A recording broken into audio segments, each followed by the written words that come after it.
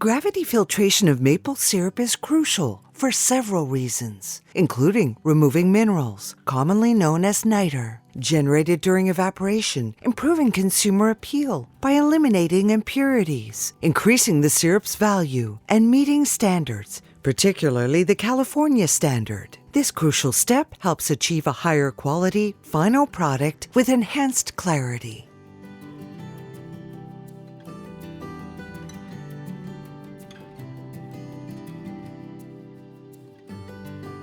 Now, let's focus on gravity filtration. This method relies on the simple principle of allowing syrup to naturally flow through filters, removing unwanted particles.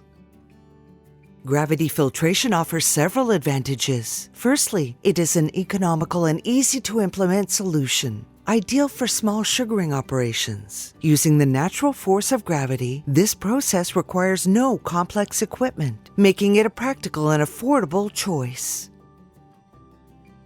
It is important to note that gravity filtration can be slower compared to more mechanical methods. Additionally, gravity filtration has its quality limits, as even the most efficient filter allows particles smaller than 1 micrometer to pass through. These factors should be considered based on the size of your production.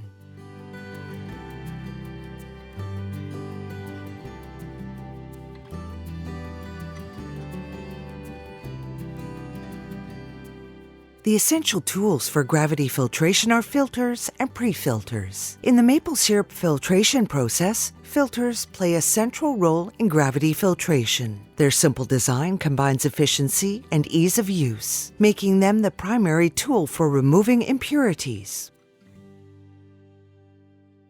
Pre-filters are also essential components. Their function is to prevent the rapid buildup of unwanted particles in the filters, thereby ensuring a longer lifespan for the main filters.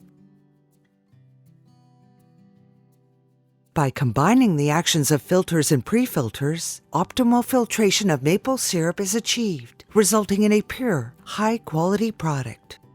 There are 2 categories of filters and pre-filters: cone filters and flat filters. Each has its own advantages and disadvantages. For example, flat filters offer a larger filtration surface, but the syrup distribution results in less gravitational force application for its passage.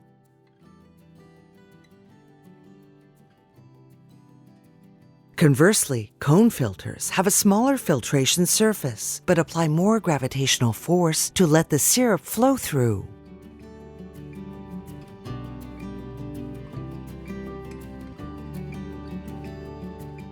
Before starting filtration, it is essential to moisten the filters and pre-filters with potable water. This preparatory step promotes better filtration by allowing the filters to come into more effective contact with the maple syrup and preventing damage to the filters, especially if they dry out.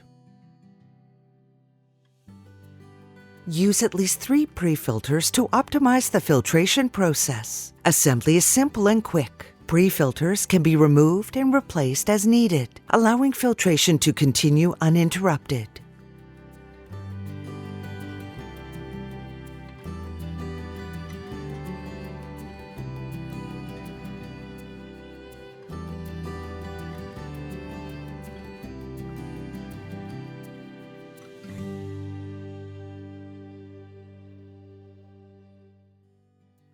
Let the syrup flow from the evaporator into the pre-filters and the filter to start the filtration process. Ensure that the maple syrup is as hot as possible to facilitate filtration. According to the California LEED standard, the minimum temperature to be maintained is 185 degrees Fahrenheit, 85 degrees Celsius, to facilitate filtration and also to limit the risk of fermentation and mold after packaging.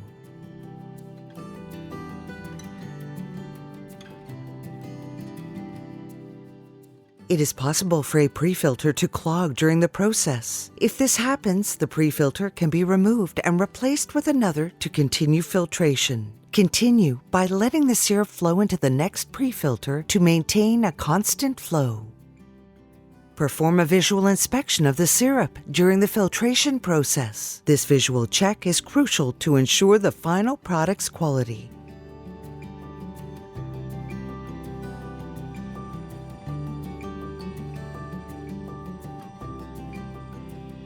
When using new filters, it is important to wash them in hot water to remove any potential residue. Note that soap should not be used, nor should they be put in a washer. This precaution is essential because maple syrup quickly absorbs aromas. Instead, opt for a hot, potable water washing method, thus ensuring the complete purity of your maple syrup.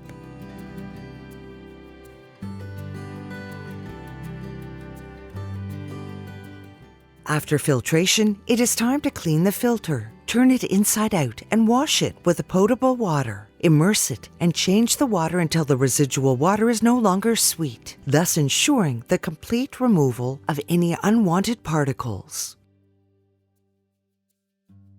Drain water from the filter using a gentle squeezing method. Be careful not to twist the filter, as this could break it and allow niter to pass through during the next use. After draining, place the filters in a temperate room to dry completely. Thorough drying is crucial to prevent mold development, which could compromise the quality of your maple syrup.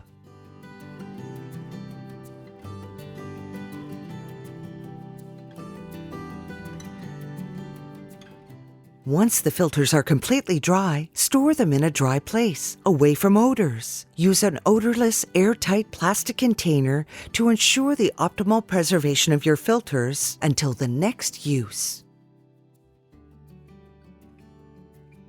In conclusion, gravity filtration offers a practical and economical solution for small sugaring operations. By understanding the advantages, disadvantages, and choosing the right filters, you can achieve a good filtration of your maple syrup.